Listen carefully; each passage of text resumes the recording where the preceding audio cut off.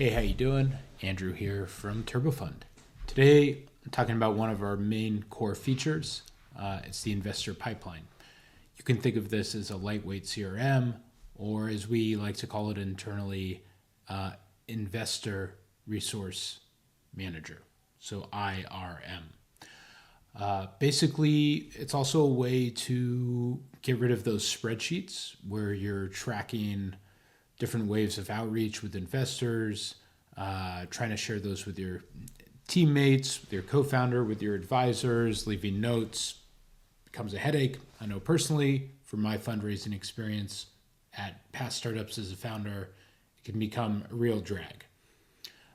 So we've taken a classic Kanban board, what you would find in Asana, in Jira, and in Notion, and basically attach that to our enriched investor database, so you can really easily track your fundraising process. So this is a view of what that investor pipeline looks like. I've pulled in all these investors from the investor database, which you can easily get back to there. You can see in the pipeline status,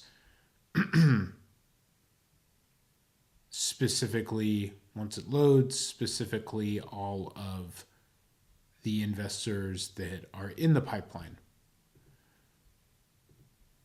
So if I want to add an investor, I don't know, let's find a random one here. We'll add these guys, add to pipeline. So now they're in the research column. What I do is I view activity. It takes me to the application page that you've now created, because every investor in your pipeline gets a application created, and that's just for you to track. It's not actually applying to them. So we can view that in pipeline, and you see that right here, last activity, March 6th, that's what we just applied to. Again, they're in the research column. So when you're ready, like here's beta works, we're gonna move them to the started column. From the actual pipeline, you can create tasks, send them the deck. Okay, to do, priority, we're going to mark that as high. It's assigned to me, or you can assign it to my company in those populated tasks. When you have team members join, you can also assign a task to them, which is associated specifically with that investor. Set the due date, due time, leave a note. You can also edit in HTML, leave links, attach files from a Google Drive, insert images. So we're going to save that. And then basically by clicking into the application page, you can see that all the tasks are cataloged there. Same with notes. We have no notes created, but I'm going to come up here and I'm going to take an action, creating a new note associated with beta works. And then the notes will be filed inside of that application. You can also change the priority here.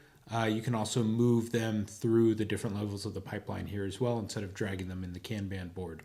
If you want to view investor information, this takes you back to their profile page in the investor database, where you can learn more about their members, go to their website, see their social media. You can also access the members' LinkedIns.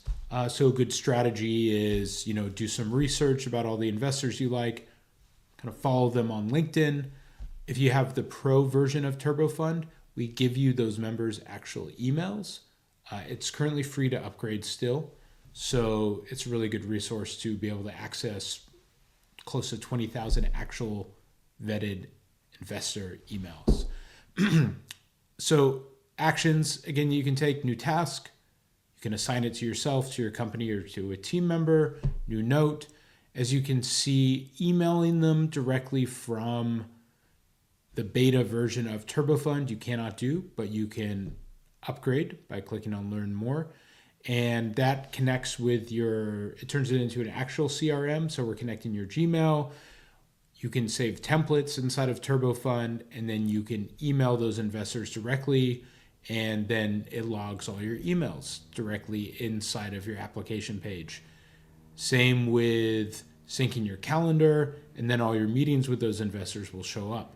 So it's a really, really good way at detailing your full history, all your conversations, all your meetings with that specific investor. You can also, if you get an investment from an investor, you can add that here by simply just entering out the basic information.